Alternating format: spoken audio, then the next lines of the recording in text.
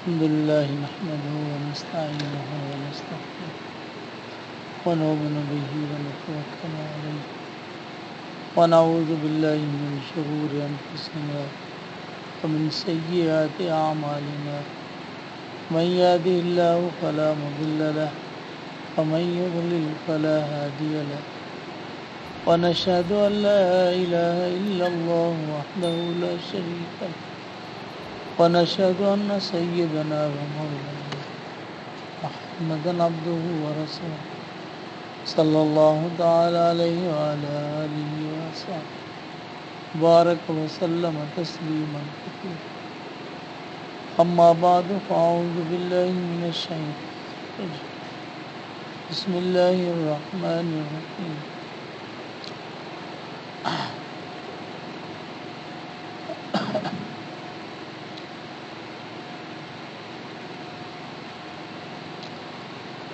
وإذ قال الله يا عيسى ابن مريم أنت قلت للناس اتخذوني وأمي إلهين من دون الله قال سبحانك ما يكون لي أن أقول ما ليس لي بحق إن كنت قلته فقد علمت تعلم ما في نفسي ولا أعلم ما في نفسك إنك أنت علام الغيوب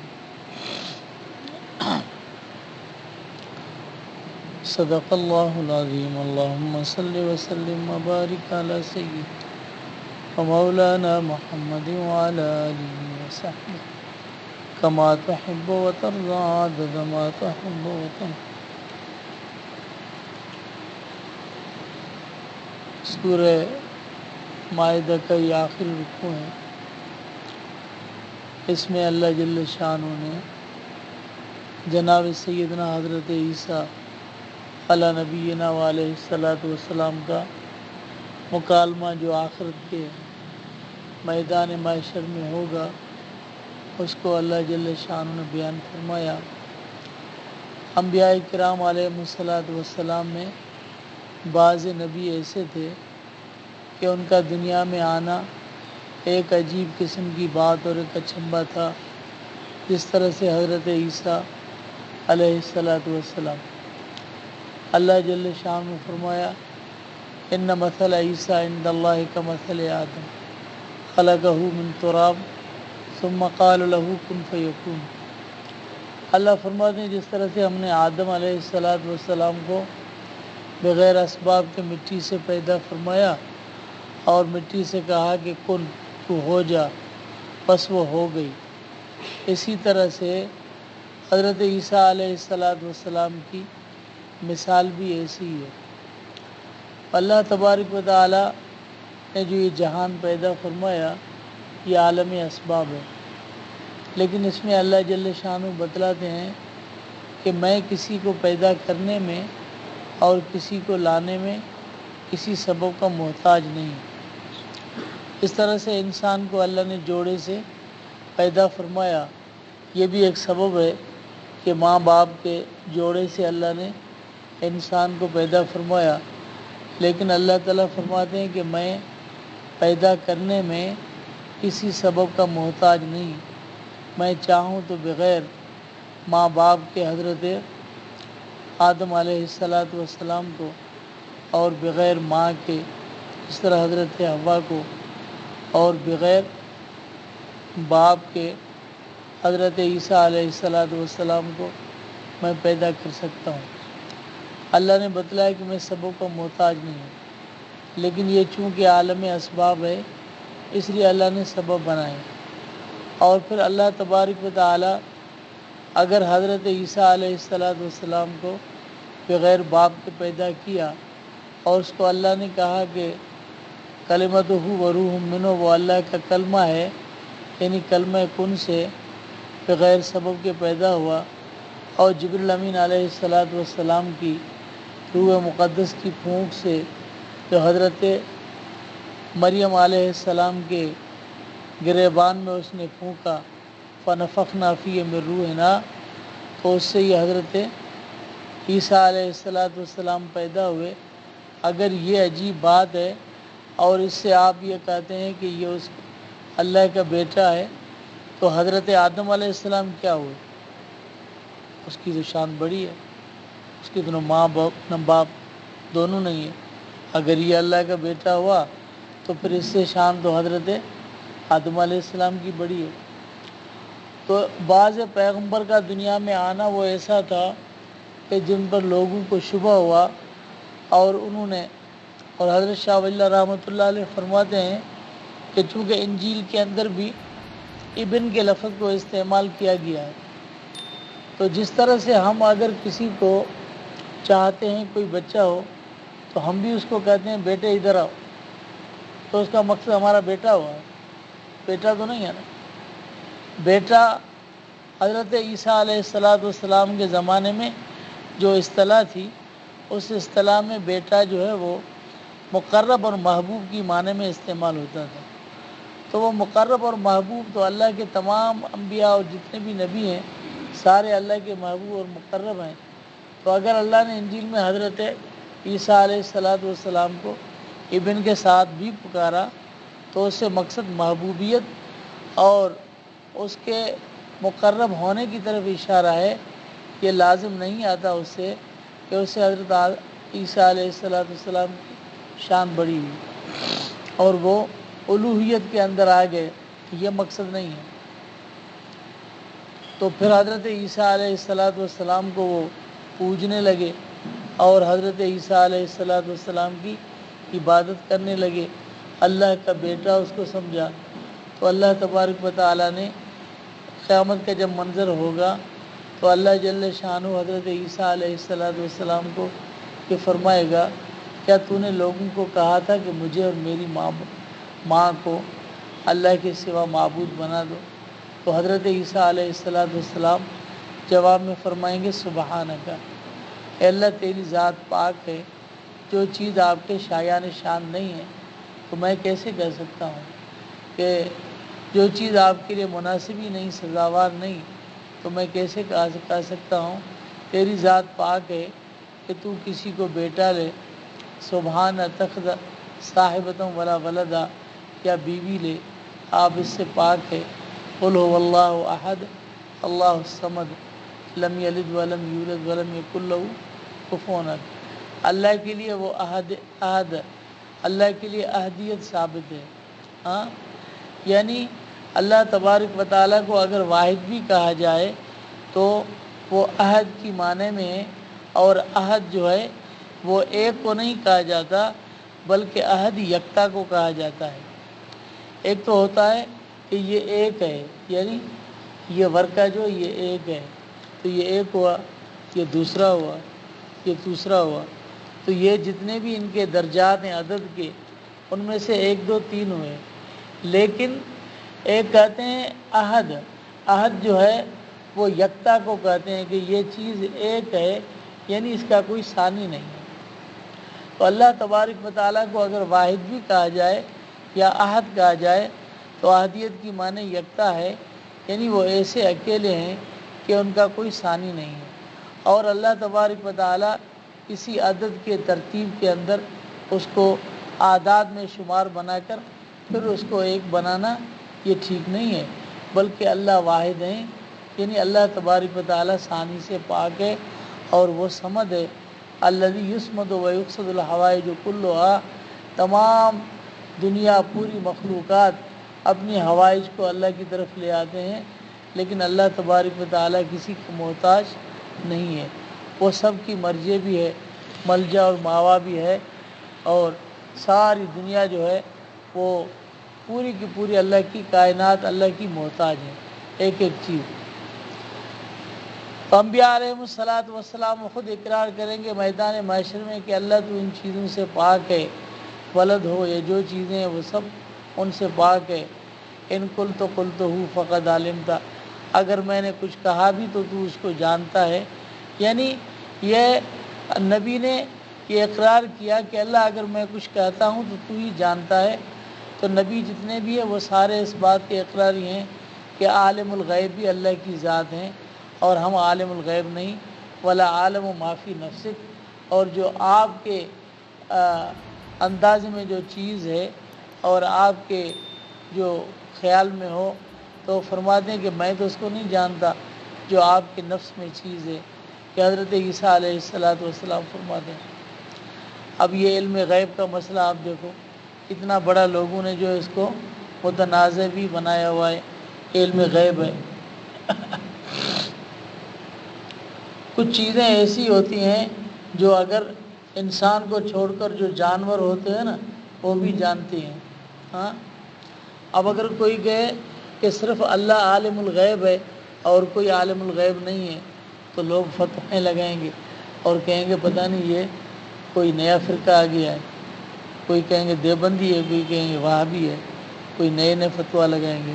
ہاں، حضرت سلیمان علیہ السلام کے زمانے میں حضرت سلیمان علیہ السلام کا جو وزیر خارجہ تھا، آپ کو پتہ ہے کون تھا وزیر خارجہ؟ ہاں، حدود جو تھا حضرت سلیمان علیہ السلام کا وزیر خارجہ تھا۔ جب یہ کہیں جاتے تو یہ راستے کے سارے کام یہ بتلاتا، جہاں اترتے وہاں زمین کے بڑا انجینئر تھا، ناپ تول کا پانی کا اندازہ لگاتا۔ کہتے ہیں ان کو پتہ چل جاتا ہے کہ پانی ابھی یہاں کتنی گہرائی میں ہے، یہاں ٹھہرنا ہے یا نہیں ٹھہرنا، اور سفارت کا کام بھی کرتا تھا، خط لے آنا، پیغام لے آنا، تو خارجی امور سارے حدود نمٹاتا۔ حدود کی توحید اور کلمات اللہ نے قرآن کے اندر بیان فرمائے۔ اللہ الذی یخرج الخبء فی السماوات والارض ویعلم ما تخفون وما تعلنون۔ اللہ ہی ہے جو زمین میں چھپی ہوئی چیزوں کو نکالتے ہیں، جو چیز زمین میں چھپی ہوئی ہیں۔ چونکہ حدود کا کام یہی تھا کہ وہ خود جو ہے پانی نکالتا تھا زمین سے اور زمین کی گہرائی معلوم کرتا تھا، لیکن حدود نے کہا کہ میرے پاس جو علم ہے یہ مجھے اللہ نے دیا ہے، میرے پاس اپنا کمال نہیں ہے، اللہ ہی ہے، زمین میں چھپی ہوئی چیزیں وہی نکالتا ہے، مجھے اس نے علم دیا ہے، اور جو تم چھپاتے ہو، جو ظاہر کرتے ہو، اس کو اللہ ہی جانتے ہیں۔ ہاں، اب یہ حدود کون تھی؟ دیوبندی تھی، وہابی تھی، پاگل لوگ ہوتے ہیں۔ حضرت عیسیٰ علیہ السلام کون تھا؟ جو فرماتے ہیں کہ اللہ غیب دان تو ہی ہے اور کوئی نہیں ہے، علام الغیوب ہے، تو کون تھے؟ وَإِذْ قَالَ اللَّهُ يَا عِيسَى ابْنَ مَرْيَمَ أَنْتَ وَإِذْ قَالَ اللَّهُ یعنی وَإِذْ يَقُولُ اللَّهُ۔ امام بخاری رحمہ اللہ نے تفسیر میں قال کی معنی یقول کے لکھی ہے، یعنی قیامت کا آنا اور یہ مکالمہ اتنا جو ہے وہ یقینی وقوع ہے کہ کہ زمانے ماضی سے تعبیر کر کے اللہ نے اس کو قال سے تعبیر فرمایا۔ اور جب فرمائے گا اللہ یا عیسی ابن مریم، اے عیسیٰ مریم کے بیٹے، انت قلت للناس اتخذونی و امی الہین من دون اللہ، کیا تو نہیں کہا تھا لوگوں کو کہ مجھے اور میری ماں کو معبود بنا لو اللہ کے سوا؟ قال سبحانک، حضرت عیسیٰ ابن مریم عرض کرے گا یا اللہ تیری ذات پاک ہے، ما یکون لی ان اقول ما لیس لی بحق، میرے لیے یہ سزاوار نہیں کہ میں کہوں وہ چیز جو میرے لیے حق نہیں ہے۔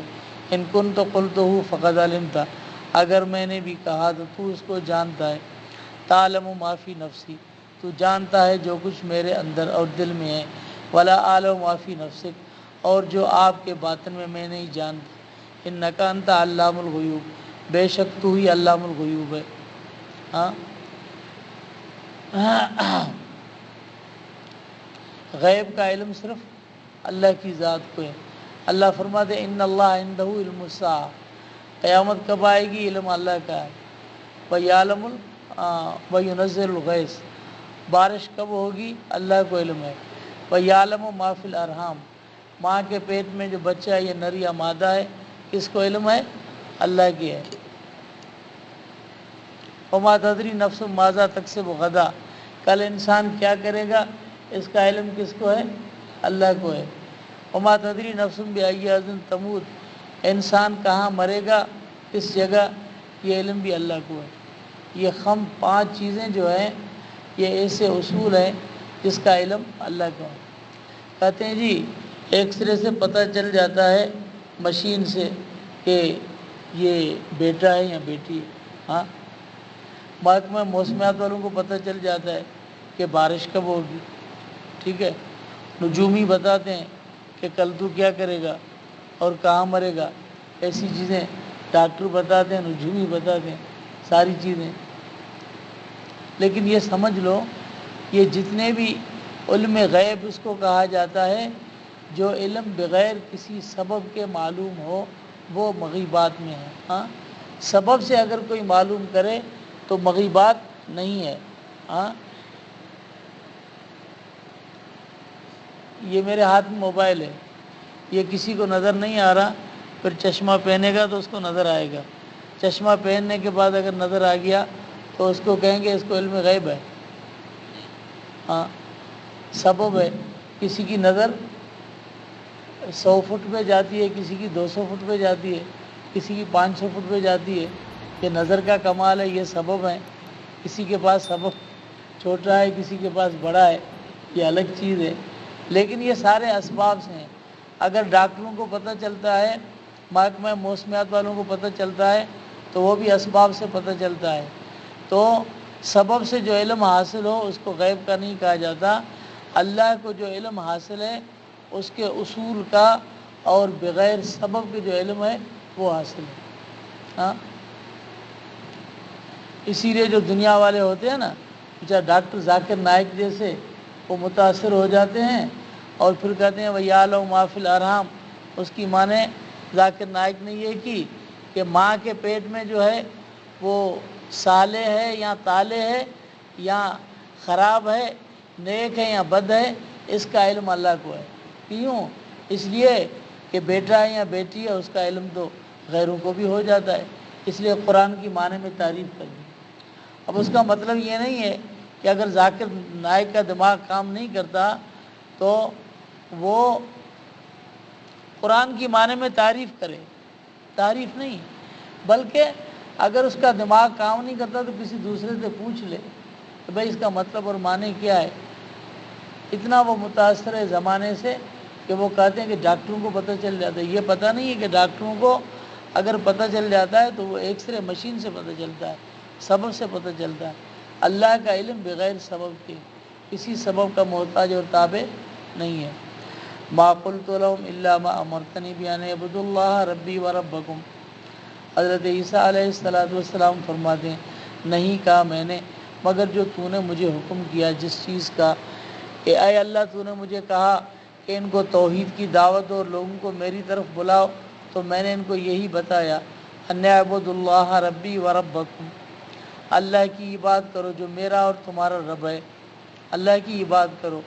اعبدوا یعنی وما خلقت الجن والانس الا لیعبدون. قال ابن عباس رضی اللہ تعالیٰ عنہما اے لیوحدون. حضرت عبداللہ بن عباس رضی اللہ تعالیٰ عنہ فرماتے ہیں کہ عبادت کا لفظ جہاں قرآن میں وہاں توحید کی معنی میں.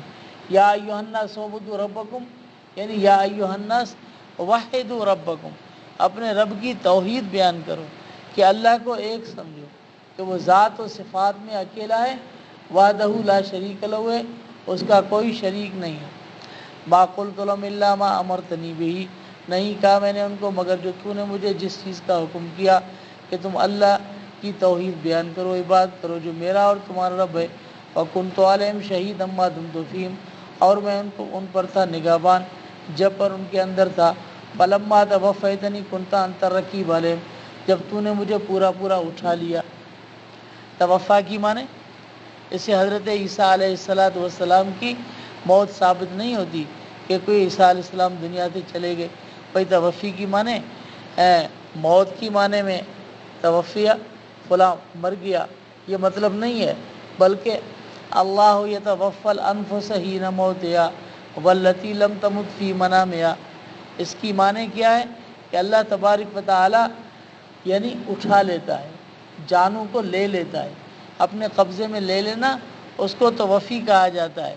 اگر موت کی معنی میں ہو تو پھر سونے والا دوبارہ زندہ کیسے ہوتا ہے؟ تو وہاں توفی ہے. تو یہاں فلما توفیتنی کی معنی کیا ہے کہ پورا پورا اٹھا لینا. فلما توفیتنی، ہاں پھر اللہ جب تو نے مجھے پورا پورا اٹھا لیا تو پھر کنت انت الرقیب علیہم، آپ ہی ان پر نگہبان تھے. وانت علی کل شیء شہید، اور آپ ہی ان پر حاضر تھے. ان تعذبہم فانہم عبادک وان تغفر لہم فانک انت العزیز الحکیم. اگر تو نے ان کو عذاب دیا تو یہ تیرے بندے ہیں، اگر تو ان کو عذاب دے گا تو یہ تیرے بندے ہیں، اور تو ان کو عذاب دینے پر قادر ہے۔ وَإِن تَغْفِرْ لَهُمْ، اور اگر تو ان کو بخش کرے گا تو تو ہی بخش سکتا ہے، اس لیے کہ تو غالب بھی ہے، حکمت والا بھی ہے۔ ہاں، انبیاء کرام علیہ السلام کا یہ عقیدہ تھا کہ اللہ تبارک و تعالیٰ اگر عذاب دے، یعنی یہ عقیدہ بنانا ہے کہ اگر اللہ کسی بندے کو عذاب دے تو یہ اس کے ساتھ ناانصافی نہیں ہے۔ میں اپنے ہاتھ سے اپنی چیز بناتا ہوں پھر اس کو آگ میں ڈالتا ہوں، میری مرضی ہے، مجھے کون کیا کچھ کہہ سکتا ہے؟ تو انسان کو کس نے بنایا؟ اللہ نے بنایا، اب آگ میں ڈال دے، اس کی مرضی ہے۔ اللہ فرماتے ہیں کئی انسان جن کو میں نے اپنے ہاتھوں سے بنایا، وقودھا الناس والحجارہ، ان کو میں جہنم کا ایندھن بناؤں گا۔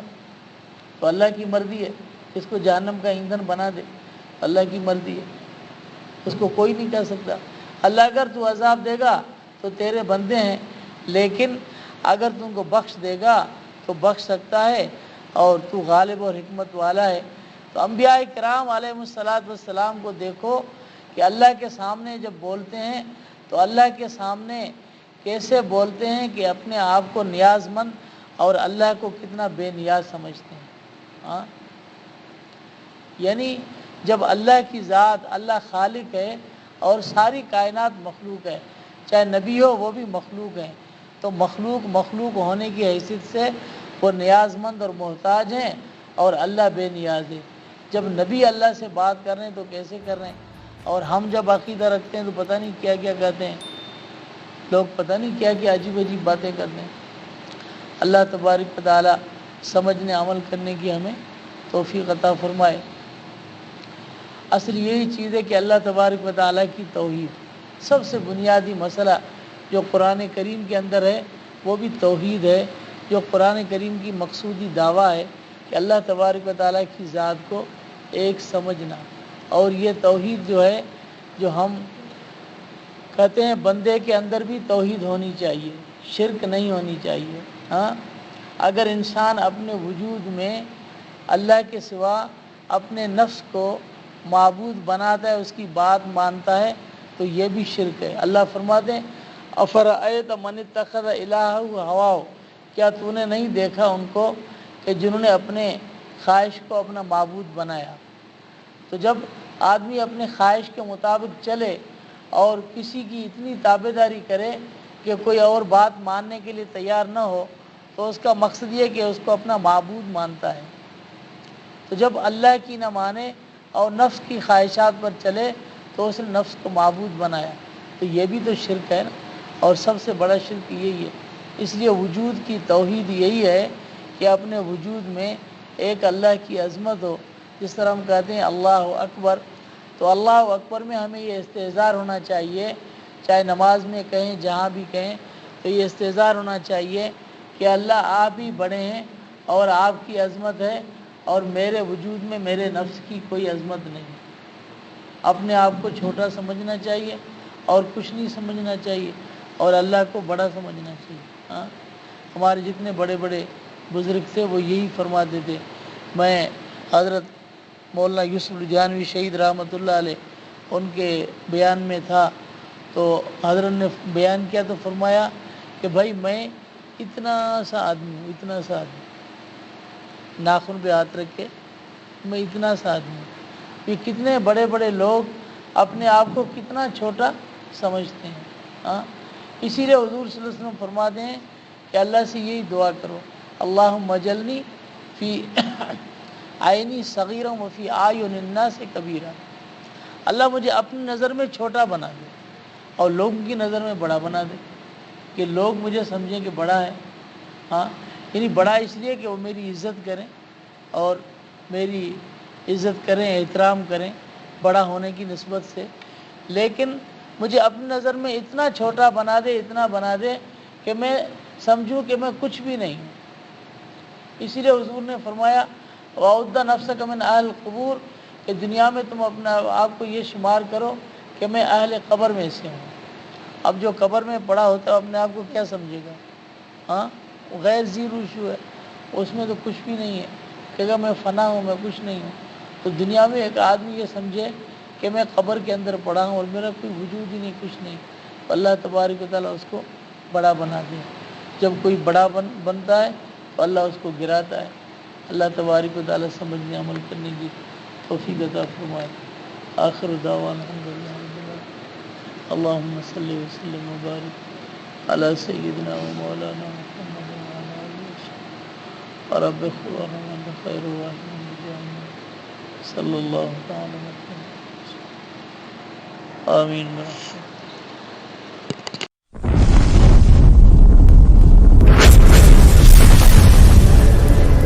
Subscribe my YouTube channel.